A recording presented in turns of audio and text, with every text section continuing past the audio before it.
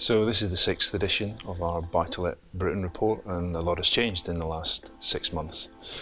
We've seen the implementation of new rules from the PRA for mortgage affordability, and we've also seen the introduction of the tax changes for landlords, all of which have created difficulty and led to a diminished level of confidence from the landlords community. However, I think there's a great deal more to explore beyond that.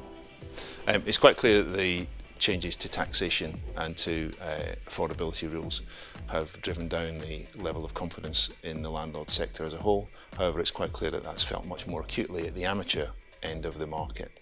And with professional landlords already established as the most profitable segment of the community, what we're likely to see is an acceleration of the exit of the amateur landlord and an increase in the level of professionalisation in the buy-to-let sector.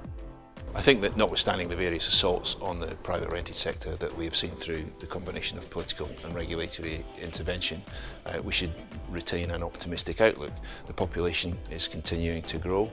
There is a continuing and substantial imbalance in the supply of new housing compared to the demand for it, and affordability pressures for first-time buyers aren't getting any easier, with the reality that house price inflation continues to outstrip wage price inflation.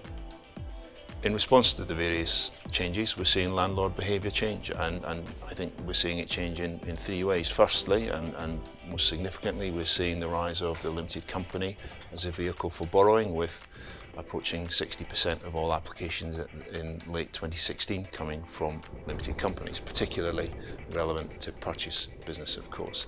Secondly, we're seeing professional landlords increasingly look to improve their yields through perhaps looking at different asset types. So they're looking into student-let, HMO, multi-let type of properties, whereas perhaps they were looking at more standard properties in the past. And finally, we're seeing some geographic diversification, possibly away from the southeast, where rental yields tend to be lower, towards more of the regions where better returns are usually available to be had. Superficially, the attractiveness of incorporation is quite obvious. However, we would always encourage anybody to take professional tax advice, because individual circumstances vary and it is a very complex issue. We can't deny the fact that the buy-to-let sector has been impacted by the various changes that have come its way. From a position last year where gross lending was in excess of 40 billion, the CML entered this year expecting that number to be 38 billion. They've revised that down to 35, and indeed for 2018 they've hypothesised that that number will be 33 billion. However, I think to look at it in such a simplistic manner is to avoid the reality is that there are some segments within the market that are emerging more than ever. You have the amateur landlords, most obviously, and the professional ones, and I think what we will see is amateurs who historically have entered the market will perhaps choose to not enter the market in the future, so the bulk of that fall in new lending will be attributable to amateurs not choosing to come into the market.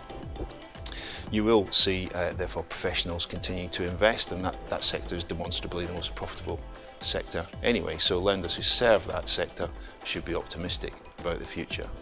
That view is cemented even more so by a reflection of the pending changes that will come through from the PRA in October, which will make serving the professional landlord community even more complex.